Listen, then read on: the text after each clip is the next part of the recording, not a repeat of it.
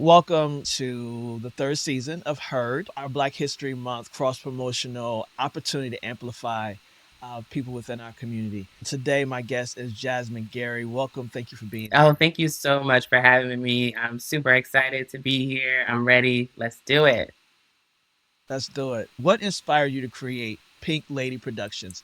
And how did your experience as a queer Black woman shape its mission? Oh my, I love the question. So, how I was inspired to create Pink Lady Productions is a long story. I'm going to try to shorten it for you as much as possible. So, I was in a job that I hated and I was doing work that I hated. I was miserable. So, I reached out to a mentor of mine and was like, I need to do something. I need to take the next steps. Help me out, right? So, I went to speak with her, and turns out she had just started a podcast. Now, a little background on her and our relationship is that she was the dance teacher at the high school that I went to. I always stage managed her shows. So she knew that I was good at managing things. I had never produced a podcast before. It was like 2019. So I had just started listening to podcasts. I was into them, but I'm like, what can I do as a producer? She's like, I have faith in you. We're going to figure this out. We're going to make this work. So she actually taught me how to edit for podcasts. She taught me pretty much like everything I know, what I do in my business now. A lot of it came from her.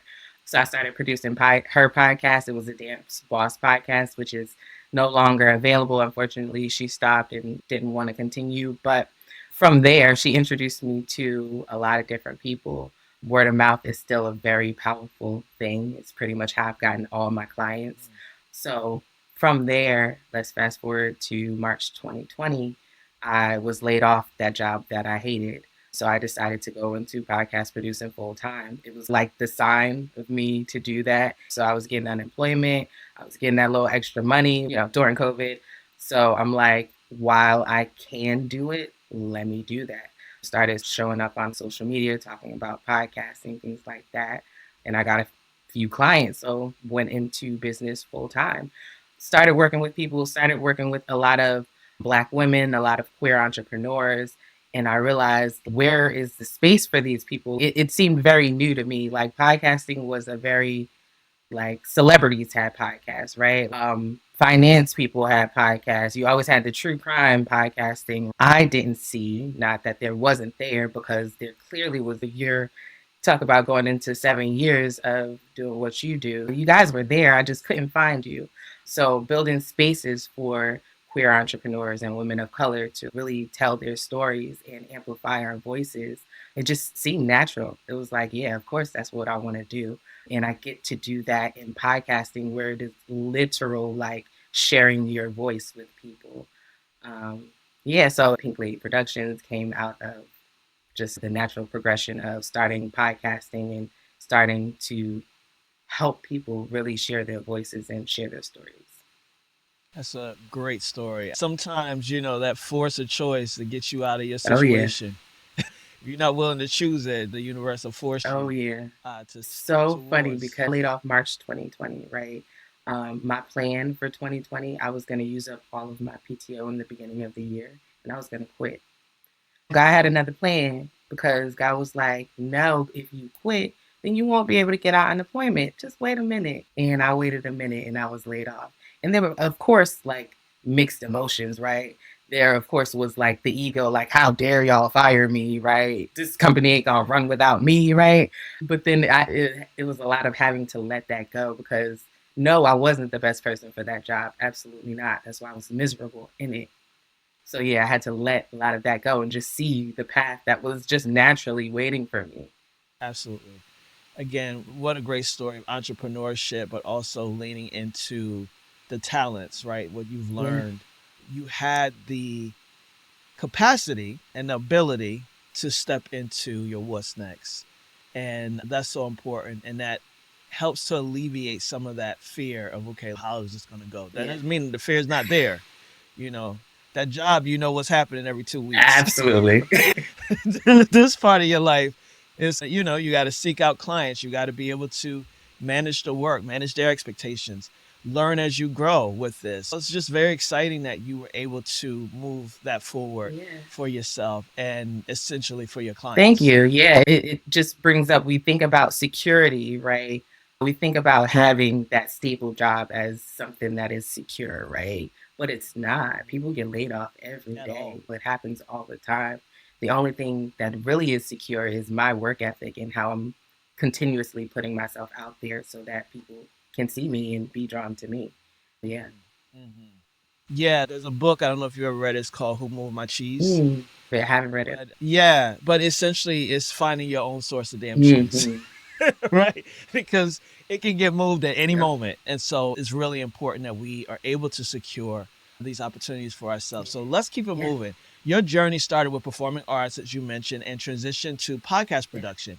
How did those early creative experiences influence the way you produce podcasts today? You talked about your mentor and supporting you, but how did the actual aspect of you being in that world support you in what you do? Oh my gosh, yeah, great question. So, number one, the first thing that jumped out of me is vulnerability, right? So, my background is, like you said, in performing arts. So, I sang and I danced, but the main thing that I did was acting. And in all of those spaces, you have to be vulnerable, right? But to me, I found acting particularly vulnerable. You're putting yourself out there for whoever to see. It's a way of using your voice, of projecting. In podcasting, you use your voice. Again, you project, right? So a lot of the things that I had to learn how to do, being vulnerable, being number one, but also ways to sit, ways to change my voice higher and lower, right? Ways to really get into a character. All of that came from acting. So yeah, I think that answered the question. I it just keeps coming back to the vulnerability piece because that is a huge part of authenticity in podcasting. People are always thinking about how to be different and how to stand out, and it's your authenticity. You're being vulnerable. That is what helps you stand out. That is what makes you different. So instead of focusing on how to be different and stand out, just really focus in on how I can be more of myself, how I can be more vulnerable every Yeah. day. Yeah. No, you're right about that. The representative can only stay around for so long. Yeah. Right? Yeah. Eventually you're going to show back out. Absolutely. And so you want to start in a way that you can keep up with because sustainability is a big Yeah. thing in podcasting. It's sometimes how you start is how you're able to continue. Yep. So I love that advice. You identified a gap in representation for queer entrepreneurs and women of color in podcasting. So how does Pink Lady Productions work to bridge that gap? Oh yeah. One of my main clients is Dem Bois Podcast, right? And his whole thing, Sean Aaron is a trans man of color. He's a trans man, a black man. And his company, Dem Boys Org, is a great space for trans men. They provide funding for surgery, they provide like care packages, and they just have a lot of resources for trans men of color. He was a client I got word of mouth, talking about the power of word of mouth, right? When I first spoke to him, I'm just like, yes, how can I help? He was talking about amplifying the voices of trans men. That is one of his like main things. And I'm like, absolutely, how can I help? Um, Allyship is something that's very important to me as a queer black woman, right? I I wasn't seeing myself in the spaces in front of or behind the camera. And again, it's I just wasn't able to find these people because now I know about Anna Deshawn and she's been doing this forever. And it's where were you guys? Not where were you guys, but like why couldn't I find you? Yeah. You know? But I think it's so amazing to see these things and these people doing these things now because that's what I wanted. That is exactly what I was looking for. So back to Dem Bois Podcast, right? It's important to me to amplify the voices of trans men, especially right now. You know, with the current political climate, we got a lot of transphobia and just a lot of toxic traits and lots of craziness going on. So right now, I think it's especially important for you or for everyone to hear these voices, hear these stories coming from these men. I think when you don't hear people's stories, you assume a lot about them. When we don't tell our stories, people make up stories about us. How many movies and plays and books are written by white men, but are about the experiences of black women or black men or other people of color? They never gonna get it right because it's not their story. That's why it's so important for us to tell these stories in our voices from our points of view, because they are our stories and we're the ones that are going to get them right. And it humanizes it, right? Right now, people think it's so distant. I'm so far removed from trans people, right? But you wouldn't even know. You might have a doctor that's a trans man. You might have a teacher that's a trans woman. You literally, you may never know. And it should not change how you feel about that person because they were outed, right? So yeah, it's just something that's very important, especially right now, just really amplifying those voices. Mhm. Yeah, I agree so much and appreciate the work that you're doing. It is a fact that most people are assuming what they don't Mhm. know uh, and never take the time to Mhm. learn, right? I always say it's okay not to know. It's not okay not to ever try to figure that shit out, Yeah, right? absolutely. And learn. And listening to people's stories is very clear that when you don't share an experience, and this is about really pretty much anything across the board, abilities, disabilities, whether they're invisible or visible, different people's experiences, without listening, without asking questions, without wanting to know more and do better, then how can you ever know? It's not your experience. So that invites people in, right? That invites you to say, okay, this isn't my experience and I'm having a hard time understanding it, but what don't I know? Mhm. Versus assuming, we as people, human beings, do pretty much the same 11 things every day. While we are making differences between each other, we're still the same. We just have our own stories, our own experiences, and there's no single Yep. story. So there might be some similarities, but just because you heard one story by one trans man or trans woman or intersex or whatever it is, doesn't mean that is the story of anyone else that Right. shares that same experience. And so it's important to get to know Yep. people on an individual level and be willing to be open to the fact that there are some nuances in everybody's story. Absolutely. And so being able to amplify and make sure that you are on the front lines of making sure these stories, one, exist, are being recorded, archived, and pushing the narrative forward is so very important. So Absolutely. thank you for that work and seeking out those clients, that the importance of sharing their stories. Absolutely. But thank you, because like you're doing the same a similar thing with this podcast here, right? Like now people are getting to hear about me and Dem Boys podcast because of your podcast. So absolutely, it's a community, right? It's a reciprocal Yeah, it thing. takes us all. Yeah. And to be bold enough to say this is what's happening. Yeah. You can listen or you don't, but Period. this is what's happening. And Literally, we like, yeah, work. this is the world Yeah. that we're living in now. This has been the world, right? Getting to hear these stories because of the work that we're doing. Yeah. Absolutely. Get with it or get gone, period. Yeah. And every experience in life gets to be represented. Yes. Period. So we're gonna keep it moving. We said that. Sorry, I just keep. It is what it It's is. my fault. Blame me. Yeah. No, no, no. We no, like seriously. At 2025, let's do better. Yes. So as a producer, you wear many hats. Editor, writer, researcher. What part of the production process excites you the most? Ooh, okay. So it's like the beginning and the end. The brainstorming, the coming up with ideas, pitching guests, the formalizing the season, all of that. I love to bounce ideas back and forth. I love to see where your head is at and see how I can really bring your vision to life. That is bringing something from idea, conception to an actual thing, the birth of a podcast. It's amazing to see. So that's definitely my favorite part, but also the ending when the episode is released and now you're getting the feedback on that episode and you're hearing like, yo, this podcast changed my life. You're literally getting DMs. I was literally about to take my life and I listened to the podcast and it stopped me.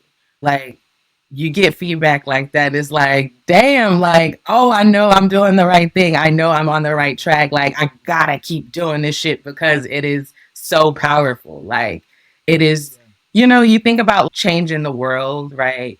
And I think a lot of times when people think about changing the world, you think about doing it in a huge way, having this huge impact. To me, that's what's really important. Taking that one step at a time, changing one person's life at a time, having that small impact that you're building on, that other people are building on.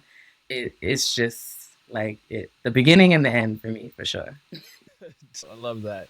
What's one misconception people have about podcast producers, and how would you set the record straight? Ooh, okay. I think a lot of clients, when they first come to me, they expect me to be more pushy or more defensive or more my way or the highway. Like, I'm the producer. This is how it has to be. And no, not at all. I'm such the opposite.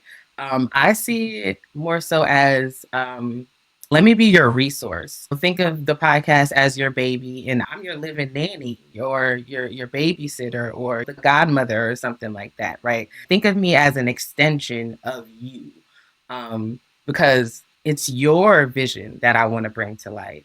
It's your story that I want to tell, and I can help you facilitate that, but I can't tell your story. I'm here to help. I'm a guide. I'm a resource. I am not the end all be all. I'm not going to take your idea and completely throw it out the window. I'm not a book publisher. That happens in the publishing all the time. Authors are writing these stories, and then when it comes out, when it's published, it's like a whole different thing. No, that's not what we're doing over here. And I know that does happen in podcasting too, unfortunately, but not at Pink Lady Productions. Yeah, it's a collaborative effort, Yeah, right? It's not your idea, it's theirs. absolutely. And so I really respect your approach, because you're not just producing it, you are actually in the work with them. Yeah, I like to be in the trenches right with my Yeah. client, like, you nervous about it? Like, how can I help? How can I be more supportive to ease all of the tension that you're feeling? Because none of that's going to help. We feel nerves for a reason. We feel nerves because we care about stuff. So it's not like get rid of the nerves. But I don't want you to be fearful or worried about the next thing or anything like that. That's what I'm here for. Let's take it one step at a time. Sometimes we got to go back and revamp things. That's okay. It is what it is. But you said it's a collaborative effort. Like, that's it. Yeah, and it's so important. I was just doing a consultation with someone who wants to start their podcast, and she's like, I can go on Fiverr and I get an editor. I'm sure that's no problem. Yeah, you could, but having an audio professional in your corner that understands who you are, what you're wanting to convey, is not just slicing your shit up Mhm. because, all right, there's a word missing here. Let me cut it here. No, they're culturally relevant. They understand what it is that you're working to portray, and they want to keep that organic and natural essence of who you are. That's who you want to Yeah. hire, not somebody who doesn't give a damn. Absolutely. Not somebody who's just doing the Yeah. job. That is Yeah. something that I learned about myself along the way. I used to be just an editor, right? I used to just clean stuff up. Okay. Like, it sounds good. Yeah. I was realizing that good to me was sounding robotic. Like, people don't talk like that. It absolutely needs to sound natural and genuine. So I learned that along the way. Like, no, I can leave in a few spaces. I can leave in the laughs, right? The giggles. Like, no, everything doesn't have to be that super clean cut audio, right? You want it to be clean, don't get me wrong, right? Yeah. That's, I think, secondary to the host's personality really shine through and helping them tell their story, and again, bring their vision to life. Yeah, and at the end of the day, your name is on it too, right? Absolutely. It's a win-win situation. If you want to be seen as the producer that you are, and you want to create quality work, help your clients create quality work. And it's important for people to recognize that. So, yeah, you could go to Fiverr. Sure, anybody can go to Fiverr, but do you want to do that? Yeah, I would just think about it. Exactly, just what you said. And Fiverr is cool. I mean, ain't nobody hating our Yeah, Fiverr. and there are professionals in Fiverr who cares. Right, There's some people there that are. You could be on Fiverr and still be the same person, right. but you want to have that connection and that conversation and Yes. that That's match. the issue We're with aligned. Fiverr for me, is that I can't really talk to you before I ask you for work. I can't really Yeah. gauge what type of person you are and how you're going to work on my stuff. That's my issue. That's the Yeah. only issue I have with Fiverr. Yeah. Word up. I get it. You mentioned helping clients. This is what we've been talking about, gain confidence to achieve those goals. Can you share a success story that highlights the impact of your work? Ooh, okay. So Dem Bois Podcast is just, it's him right now because I think it's a great example of what I want to do in podcasting, and also what can be done in podcasting, right? a part of producing to me is coaching.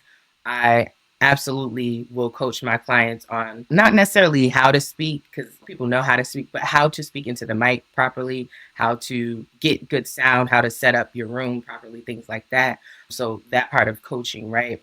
So that's always the beginning. Usually when clients come, they don't have much knowledge of that. So it's always getting through that in the beginning.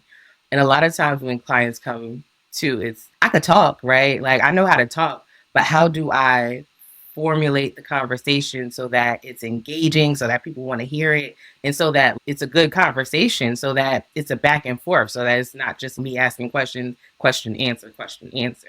Number one, honestly, doing it is what helps you gain the confidence, right? Me speaking to people through podcasting helps me gain confidence in speaking to people in life, like at my job. And when that person doesn't do my nails right, it all helps in different areas. So, Dem Bois Podcast, again, back to that. Because Sean has told me, and you can absolutely hear it from season 1, we're on season 3 now, the difference in the conversation. Those awkward pauses aren't really there anymore. The like, we only recorded for a half hour because like they wasn't really talking and I didn't really know where to bring the conversation to, doesn't really happen anymore. And he's a success story because he now has a grant to work on his podcast. So he got that free money to do exactly what he was doing. You know, we had done 2 seasons of the podcast together and he received a grant to do 3 seasons. We're at least going to season 5 of the podcast. We'll see what happens then. But the goal is to get another grant to continue the podcast, right? But that's exactly what I want from my clients, right? I can help you position your podcast to be sold. I can help you position your podcast to get grants. Whatever your podcast goal is, I can pretty much help you out with that. His podcast goal was to be in a position to make money so that I don't have to pay for this stuff out of pocket anymore. Yeah.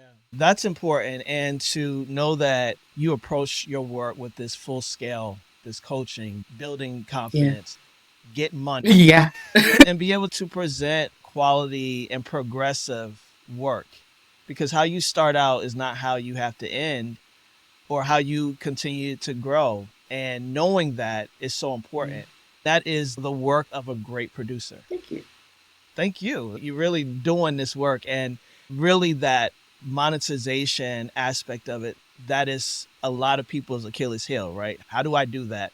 And so being able to find someone that is also important. Like, I get it, right? You got to pay me. So, and I'm an entrepreneur. So I understand, like, I don't have the steady income. I do have a part-time job, but I don't have the steady full income. So a big part of what I do is putting myself out there so that I can make the money. Like you said, I got to get paid. So I want to help you get money so that I can continue getting paid. Yeah. Right. How do you approach collaboration to ensure your client stories are authentically told and amplified? And I know you've mentioned it a few times. So if there's anything else regarding collaboration that you do want to speak on, please. I just want to, like, collaboration is huge with me. So I'm pretty much really open with my clients. It keeps coming back to Dem Bois Podcast because that's the main podcast I'm working on right now. So we talk at least every other week. So in that, we're not always talking about podcast stuff. We talked about the election. We talk about the climate of the world. We talk about what's going on down in Florida, right? We talk about other things. I would never call my clients my friends because I think that's taking it to a different space that I don't want to get to. But I would say I have a more intimate relationship with my clients. So I really know them on a more personal level. And that helps me make better informed decisions when I'm editing, when I'm writing copy. I know you on a more personal level. So I have a better idea of what will work for you, what works for the podcast. And that's your space. Because I'm a podcast producer and I've worked on other podcasts and I'm more intentional about the numbers. Like I have to be, as a producer, intentional about growing those numbers because that's what helps you get the money and helps you position, right? So we talk about numbers. We talk about how to grow numbers. We literally talk about every aspect of the podcast. And I think because we talk about every aspect of the podcast, but we also talk about things that have nothing to do with the podcast. It just helps me get a real shape of who you are as a person, and the same, they get a real shape of who I am as a person. I think I've never really thought about that, but that intimate relationship that I do have with my clients, it absolutely helps. Nice. And how has, just sticking with Dem Boys, as you said, what has this project taught you as a producer? Ooh. So there's always a lot of letting go of ego. Um, I'm not always right. We'll try different strategies and sometimes they don't work. And I gotta let go of the ego. Okay, it didn't work. It's okay. On to the next thing. Instead of being like, no, this didn't work. Shit, what do I do? Feeling bad. Everything does not work for every person, every podcast, period. Everything's not gonna work. Sometimes you gotta switch it up. Switch it up, and that's totally fine. So just letting go of the things that don't work. Um, I didn't realize like I had so much ego. Like I know myself as a very down to earth person, but yeah, I think what it has taught me mostly is I have to have my spiritual um, body intact. What I do to calm my spirit and to feed my spirit is very important because sometimes people just don't like what I do, and that's okay. So yeah, just making sure on the inside I'm good. Absolutely. Bringing the confidence to the work, and the more you produce great work and you get that feedback, that confidence comes, and it helps to be unshakable when there's someone who doesn't Hmm. get it. And that's okay. People sometimes just don't get it.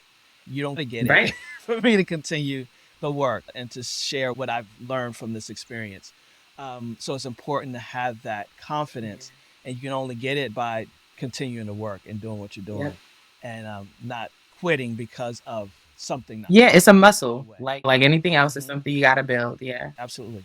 Are there any unique challenges or rewards when producing podcasts centered on queer or Black narratives that you found? Well, I always learn something new. So I am a very emotional person. People would call me a crybaby, right? But I just am what I am. Like if I want to cry, I'm okay with that. I'm okay with who I am, and yes, I can get emotional at times. So there are times where I'm editing episodes and I'm so touched. I felt the story, and it's God, like this is why I love what I do. Those moments are so rewarding, just hearing people's stories, especially with Dem Boys Podcast, you get a lot of violence, a lot of hurt, a lot of pain, a lot of just toxic shit that people had to go through. And sometimes it can be really heartbreaking. But in the same vein, it can be like, but damn, look at you now. Woo, you made it through. It's so amazing to see. And that is absolutely rewarding every time.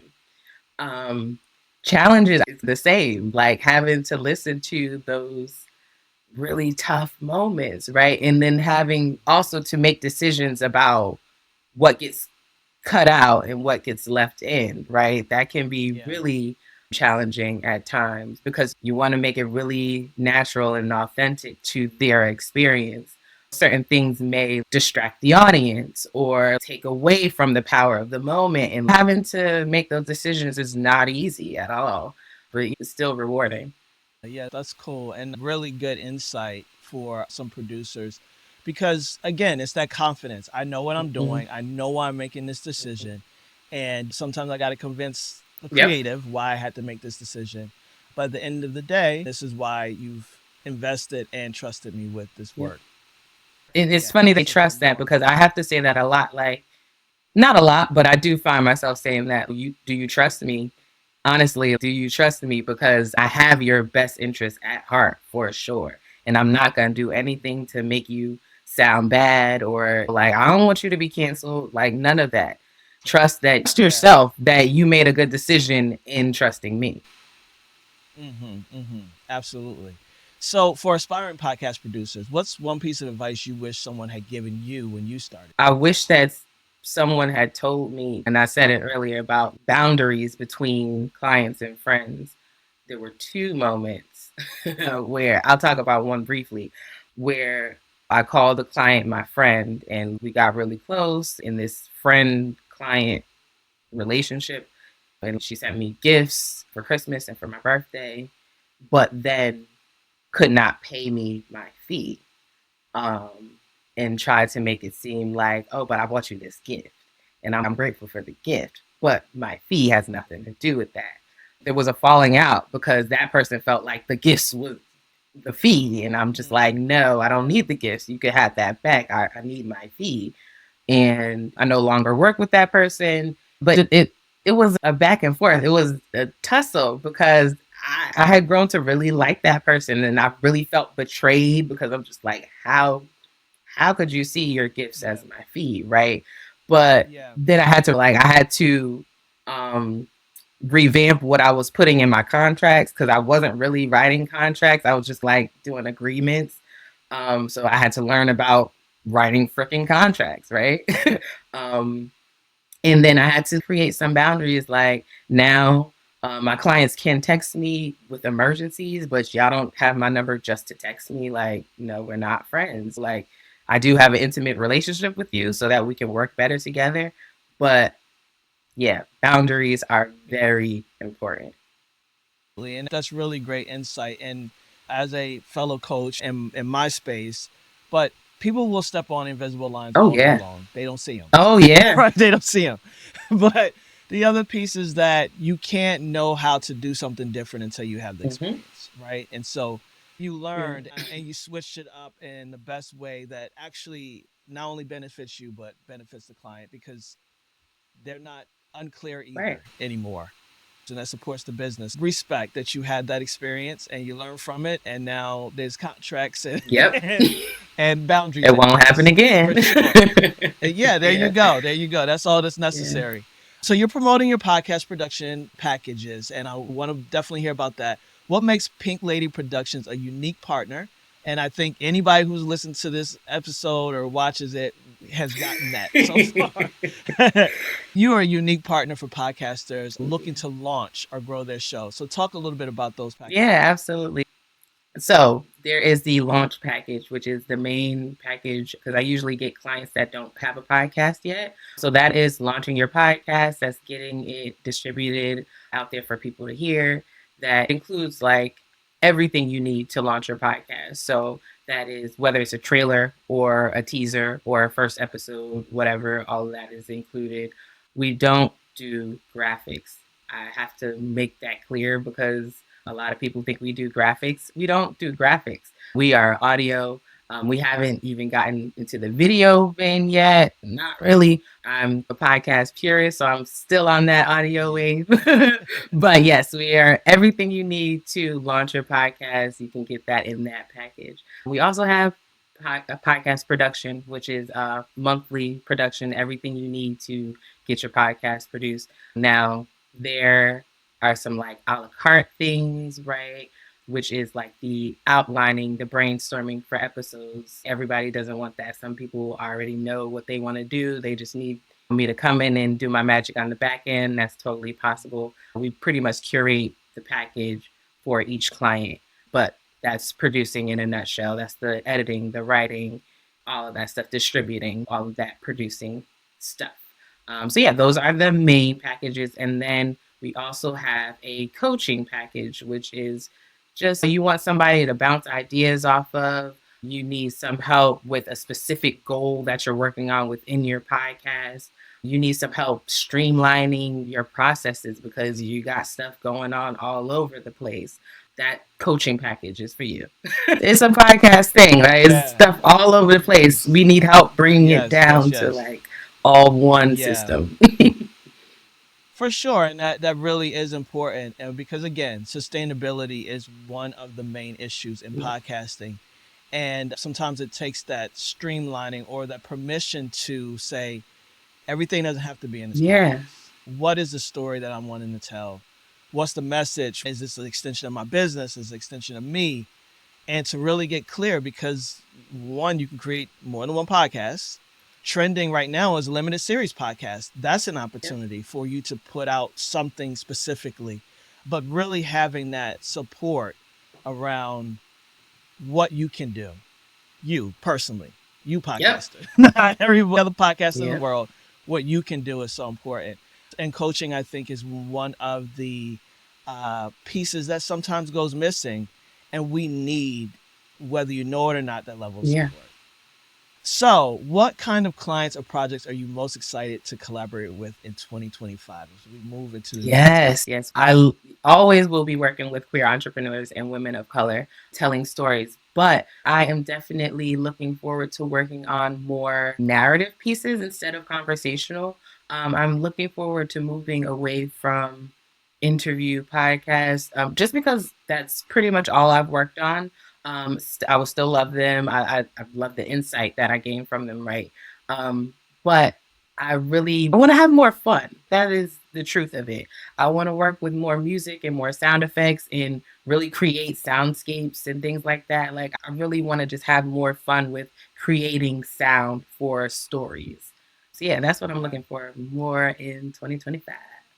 All right, I have a great collaboration I'm going to talk to you about, Yeah. and just know, hear the name Banji Okay. Boombox. That's a music festival, and this year, 2025, we are going to be collaborating with them in a big Nice. way for podcasting. So you heard it here first, and I am going to talk with you more about that. Yeah. It is a QTPOC music festival, and we're wanting to do some really great things. So I love that. Thank you for sharing that Yeah. because I got to do this. Absolutely. Let's do it. Yeah. Yeah, for sure. All right, we're getting ready to wrap it up. You gave a shout out to Podcasting is a New King. I want to make sure that you get to Yes. tell us why you shouted them Yes. out. So podcasting is a new kink is my podcast, and I never talk about my podcast. Nice. So I had to take this time to talk about my podcast, right? Great. So podcasting is the new kink, a podcast made by queer Black women for queer Black women. It's really for media lovers. If you like reading, if you like watching TV shows, if you like comparing the book to the show, that is mostly what we do. Podcasting is a new kink. We love to take books that have been written by Black women that have been turned into series and just really go in, talk about them, think about them in a critical way, think about who they're for. And, because we know the book is usually for one person and the series may be for a different set of audience, right? But yeah, we love talking about things like that. So, podcasting is a new kink. Wherever you listen, go check us out. I love that. And I know that sometimes when we talk about your clients and being queer people and Black women, it sounds exclusive when it's actually very much inclusive. It means that you're invited Yeah, to learn, absolutely. to understand, to collaborate in different ways that provides this opportunity for inclusivity. Here I am, here you are, and we're doing it together in a way that is aligned, but also supports each of our agendas and things that matter to us. Absolutely. And really wanting to make sure that we acknowledge that, sure, Dem Boys is about Black trans men, but you're invited, right? You get to listen to this also and understand and learn in ways that you may not unless you listen to this podcast. Yes. You know what I've learned working for this podcast specifically? It's so funny because we set ourselves apart, right? I've said many times, I'm not a trans man of color, but that specific thing that you were just talking about, it resonated with me so much. I've had such a similar experience to that, even though we live our lives in different ways, we've grown up in different ways. Like, it doesn't matter, right? Like, things that resonate with you will resonate with the most random person that you would have never met, but you met them because they listened to the podcast, right? It doesn't matter. It's absolutely not excluding anybody. Anyone can listen. And especially, I want you to listen if you're interested to hear from queer Black women. That's really just what it is, right? It's for queer Black women because that's who I want to talk to. If you're listening, if you're interested in learning more about us, then please listen and share it Yeah, with a queer Black woman. absolutely. For sure. You mentioned attending Afros in Yes. Audio, which I appreciate so much. Tell me a little bit about that Yes, experience. it was amazing. Okay, I've been following you since probably like 2020-ish, right? I saw that you were having this amazing. I think you started in Brooklyn and then maybe went to Philly and now it was in Baltimore. Yeah. It was something that I always wanted to do, but I went to Howard University. I am in HU Okay, same. I know. Bison, I okay? get it. I get it. And I the get it. dates I were get it. always on homecoming. And I'm like, why? Why are the dates always on homecoming? This Yeah. year, And it was actually Howard's 100th homecoming, right? But something about this year, I was like, you know what? I am going. So I was at homecoming for Thursday, Friday, and then Saturday, I took my Saturday in Baltimore at the conference, and it was a great experience. So what I got out of it, first of all, I knew nothing about AIR. I'm now a member. I just applied to one of their programs. Like, they're amazing. Thank you for that connection. I met two podcasters that I listened to their podcast, and like now I got to see y'all in person, and I plan to collaborate with these people in the future. And it's just like bringing us together again. I'm like, I was looking for y'all. I don't know why I couldn't find everybody, but you did your due diligence in bringing everybody together so that it was so much easier. Like, I listen to you all the time. Now I can see your face. Now I can give you a hug. It was so important. Just great experience. Y'all definitely go. Thank you, thank you. And yeah, Angel Livis, who was our Yes. keynote for the day, she's like, I gotta get, I gotta get to homecoming, so I need to be there in the morning, and then I need to go to homecoming. And I'm like, respect. And this year the date's already set, and it's that again. But we are going to adjust because I get it. Howard Morgan, I went to Coppin State. My daughter went to Howard, so I get it. I get it. Yeah. It's homecoming time, October. Exactly. We'll figure that out and start to adjust accordingly because I want more college students there and folks that, we have these HBCU connections. Like, yeah, I'm torn. I respect that. So as we close up, this has been a great conversation. I appreciate every moment of it. You're dope, and I'm glad that we're finally connected. Like I said, I got ideas. But let people know where to find you, how to secure you as a producer, and social media. Absolutely. First of all, thank you so much for having me. This was a great experience. I really like having conversations where I can learn something new about myself, and you really made me think, do some critical deep dives, and I love that. I respect that. Awesome. So yes, where you can find me, I am on social media everywhere at Pink Lady Prod. That's PinkLadyProd, short for Pink Lady Productions. You can also go to my website. That's pinkladyprod.com. My new website should be up when this episode airs. So if you hear this, you should absolutely be looking at the new Pink Lady Productions website, which is getting revamped right now as we're speaking. But once you listen to this, it'll be brand new and nice and shiny for everybody to look at. So go check out the new website. You can talk to me on there. You can always DM me, but also when you see me on Instagram or TikTok or on the website, click the link to book a collab call with me. That is how it starts. We got to talk. We got to make sure that we are on a similar wavelength, that we're a good fit for each other, that I have the tools that will work for you, that you are somebody that want to work with me. Make sure we're a good fit first, and then we'll go from there. So book your collab call. All right. And the two podcasts, Dem Boyz and Podcasting. Yes. So Dem Bois Podcast, go to demboys.org. That's the best place to find the podcast. They're right on the top, the banner. It says podcast. Click on that. All the new episodes are there. You can also sign up for his newsletter. Great newsletter. He talks about some really cool stuff. He highlights the podcast on the newsletter as well. You can sign up for that on the website. And podcasting is the new kink. Right now, the best place is probably Instagram, pod.kink on Instagram. So pod.kink on Instagram and on TikTok. We have YouTube Shorts also. But yeah, everywhere you go to listen to podcasts, you'll be able to listen to Podcasting is the New Kink. Awesome. Thank you again, Jasmine. It's been a real pleasure getting to know you and having this conversation. Absolutely. Thank you so much for having me.